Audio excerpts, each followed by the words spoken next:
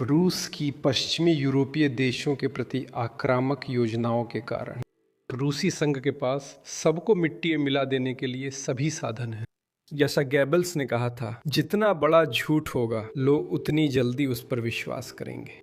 रूसी राष्ट्रपति Vladimir Putin ने इस महीने दूसरी बार कहा कि रूस का यूक्रेन के खिलाफ युद्ध अपने अंत के करीब है, लेकिन उन्होंने कहा कि यूरोप रसियों से युद्ध की तैयारी कर रहा है। और फिर उन्होंने आर्मेनिया को भी युद्ध की धमकी दी, जो रूसियों की पकड़ से निकलकर यूरोपीय संघ की ओर बढ़ने की कोशिश कर रहा है। यही संक्षेप में पुतिन के आज के संबोधन का वर्णन किया जा सकता है। आज रूसी तानाशाह ये बड़बड़ा रहे थे कि रूसी सेना कथित तौर पर सभी दिशाओं में मोर्चा तोड़ रही है, इसलिए बातचीत की कोई जरूरत नहीं है। उन्होंने कहा कि यूरोपीय लोगों ने यूक्रेन में युद्ध भड़काया, जैसे कि यह रूस ने शुरू नहीं किया और रूस ही हमलावर नहीं था। उस गंजे नमूने ने रोमानिया पर रूसी ड्रोन के हमले पर भी टिप्पणी की। आज व्लादिमीर पुतिन ने सबसे ज्यादा आर्मेनिया पर बात की, जो रूस के प्रभाव से दूर हो रहा है। और यहां पुतिन ने वास्तव में यूक्रेन की स्थिति 2014 में रूसियों के यूक्रेन पर हमले की आज आर्मेनिया में जो हो रहा है उससे तुलना की। संकेत है कि रूस येरेवन पर भी हमला कर सकता है। मैं एलेक्सेई पेची हूं। आइए इस विषय पर चर्चा करें, लेकिन इससे पहले कि हम शुरू करें, आपसे अनुरोध है कि चैनल को सब्सक्राइब करें, लाइक करें, कोई भी अपनी टिप्पणी लिखें और मेरे टेलीग्राम चैनल पेचिए न्यूज को भी सब्सक्राइब करें। उसका लिंक वीडियो विवरण में है।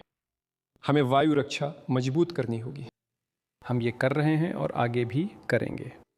जहाँ तक मेरे इस बयान का सवाल है, मामला अपने अंत की ओर बढ़ रहा है। मैंने ये बयान युद्ध के मैदान की स्थिति का विश्लेषण करके दिया है। वहाँ हमारी सेना हर दिशा में आगे बढ़ रही है, आप खुद देख रहे हैं हर रोज। गंजा छोटा बौना व्लादिमीर पुतिन, जो फिलहाल कजाकिस्तान में हैं, ने फिर कहा कि यूक्रेन युद्ध अब अपने अंत की ओर है। युद्ध क्षेत्र के विश्लेषण के आधार पर कह रहे हैं रूसी सैनिक फ्रंट लाइन पर इतनी तेजी से बढ़ रहे हैं कि वे जल्द ही लक्ष्य तक पहुंचेंगे।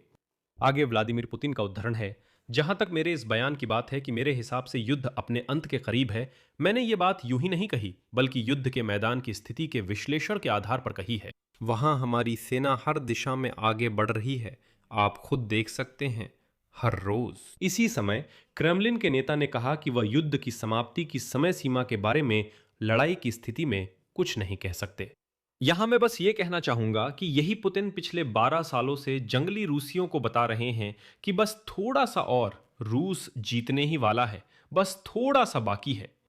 मैं याद दिला दूं कि 9 मई को पुतिन ने कहा था कि वो जेलेंस्की से किसी तीसरे देश में मिलने को तैयार हैं, लेकिन सिर्फ युद्ध समाप्ति के समझौतों पर हस्ताक्षर के लिए। इसी दौरान पुतिन ने यह भी कहा कि उद्धरण है, यूक्रेन संघर्ष अपने अंत की ओर बढ़ रहा है। और 12 मई को पुतिन के प्रेस सचिव डिम्का पेस्कोव ने समझाया कि गंजे तानाशाह के यूक्रेन के खिलाफ युद्ध के कथित तौर पर समाप्ति के करीब आने संबंधी शब्दों का मतलब शांति प्रक्रिया में हुई प्रगति और अमेरिका की मध्यस्थता की कोशिशों से है। हालांकि कोई ठोस समय सीमा भी नहीं है, पुतिन ने कहा, जो एक बार फिर यह दर्शाता है कि पुतिन अच्छी तरह समझते हैं कि यहां तक कि जंगली और गंदे रूसी भी समझते हैं कि वे एक बंद गली में फंस गए हैं। इसलिए उन्हें हर दिन ये कहानियां सुनानी पड़ती हैं कि बस थोड़ा सा और बाकी है और हमने जीत हासिल कर ली है।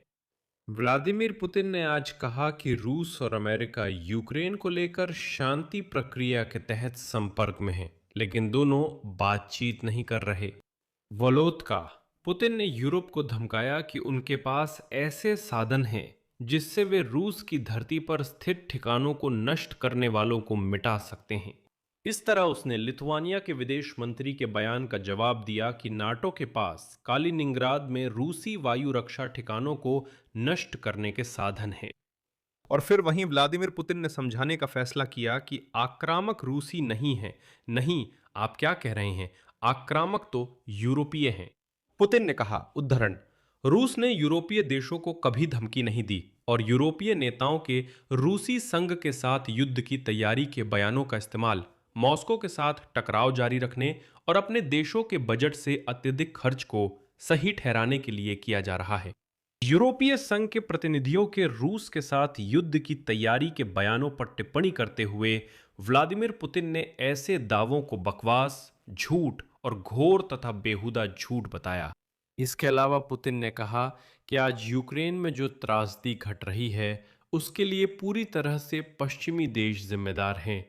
उनके अनुसार इन्हीं देशों ने 2014 में हालात को तख्ता पलट तक पहुंचाया, जिसकी वजह से रूस ने पहले क्रीमिया में और फिर डॉनबास में कई कदम उठाए। सबसे दिलचस्प बात यह है कि पुतिन कहते हैं यूरोपीय लोग बेहयाई से झूठ बोलते हैं जब वे कहते हैं रूस यूरोप को धमकी दे रहा है। लेकिन मैं याद दिला दूं कि व्लादिमीर पुतिन खुद ये दावा करते थे कि क्रीमिया और दोनबास में कोई रूसी नहीं थे। मैं उनकी मशहूर बात याद दिलाता हूं, हम वहां नहीं हैं। 2014-2015 में ये गंजा कमीना सबको यही यकीन दिला रहा था कि नहीं, क्या बात कर रहे हो, डॉनबास में तो बस मिलिशिया हैं जिन्होंने खदानों से टैंक निकाले और लड़ने चले गए। ये बात इसीलिए कह रहा हूं कि रूसी लोग झूठे और धूर्त हैं। और अब वही पुतिन कहता है हां, यूक्रेन में तख्ता पलट की वजह से हमें क्रीमिया और फिर डॉनबास में ऑपरेशन शुरू करने पड़े। लेकिन आगे मैं पुतिन का यूरोप के बारे में एक उदाहरण पेश करूंगा। यही लोग आज की त्रासदी के जिम्मेदार हैं और अब अपनी गलती रूस पर थोपकर उसे आक्रामक दिखाना चाहते हैं, जबकि असल में यह उनकी नीति है। पहले कदम से ही जब उन्होंने हमें धोखा दिया कि कभी विस्तार नहीं होगा, नेटो एक भी कदम पूर्व की ओर नहीं बढ़ाएगा, से लेकर यूक्रेन में तख्ता पलट की त्रासदी तक, यह सब उनकी नीति का परिणाम है और उन्हें अपने लोगों को धोखा नहीं देना चाहिए। रूस ने कभी यूरोपीय देशों को धमकी नहीं दी है और न ही दे रहा है। वे जो कुछ भी कर रहे हैं वो सिर्फ रूस के साथ टकराव जारी रखने और अपने देशों के बजट से अत्यधिक खर्चों को सही ठहराने के लिए है, जिससे यूरोपीय देशों के करदाताओं की जेब पर बोझ पड़ता है। लेकिन सबसे दिलचस्प हिस्सा गंजे तानाशाह पुतिन के बयानों का था, जो आर्मेनिया से संबंधित था। फिर उसने 2014 में यूक्रेन के खिलाफ रूस द्वारा शुरू की गई जंग की शुरुआत की तुलना रूस और आर्मेनिया के बीच मौजूदा हालात से करना शुरू कर दिया। उद्धरण: यूक्रेन में संकट की शुरुआत वैसी ही स्थिति से हुई थी जैसी अब आर्मेनिया में है। मैंने पहले भी इसका जिक्र किया है। यूक्रेन संकट उसकी यूरोपीय संघ में शामिल होने की कोशिशों से शुरू हुआ था। हम उसके खिलाफ नहीं थे। इसके बाद पुतिन ने आर्मेनिया से अपनी मांगों की सूची पेश की। मांग करता है, तू होता कौन है? ये क्या है? यूरेशियन इकोनॉमिक यूनियन की बैठक के बाद पुतिन की टोली ने बयान दिया कि आर्मेनिया को जल्द से जल्द यूरोपीय संघ में शामिल होने और EAES से बाहर निकलने पर जनमत संग्रह कराना चाहिए। आर्मेनिया में किसने पुतिन से उसकी राय पूछी? पुतिन कौन होता है जो दूसरे देश में जनमत संग्रह की बात करे? और वो क्या क्या मांग रहा था? फिर पुतिन ने समझाया कि अगर आर्मेनिया यूरेशियन इकोनॉमिक यूनियन छोड़कर यूरोपीय संघ से नजदीकी बढ़ाता है तो उसे क्या नुकसान होंगे। पुतिन ने आर्मेनिया को यूरोपीय संघ और यूरेशियन इकोनॉमिक यूनियन के अंतर के बारे में चेताया और यूरोपीय मानकों पर जाने के लिए समय व निवेश की जरूरत बताई। अगर आप हंसना चाहते हैं तो ये रहा व्लादिमीर पुतिन का बयान। EAES में अधिक व्यापक, उच्च और सुरक्षित बाजार है, बिना शुल्क के व्यापार, एकीकृत तकनीकी और फाइटोसैनिटरी मानक, सरल लॉजिस्टिक्स, साथ ही वस्तुओं और सेवाओं की स्वतंत्र आवाजाही है। अगर आपको नहीं पता था, यूरोप में ऐसा नहीं होता, ये सिर्फ रूस ही कर सकता है। जैसी उम्मीद थी, व्लादिमीर पुतिन ने ऊर्जा संसाधनों की कीमतों में हेरफेर शुरू कर दिया। उन्होंने कहा कि यूरोप में कीमतें उद्धरण के अनुसार औसतन लगभग 600 यूरो के स्तर पर हैं, जबकि EAES देशों के लिए यह लगभग 150 यूरो है। चलो ईमानदार रहें, पुतिन या कोई भी दूसरा रूसी और किस बात पर घमंड कर सकता है सिवाय खनिज संसाधनों के। लेकिन ये वही लोग हैं जो सिर्फ धरती की संपदा पर जीते हैं।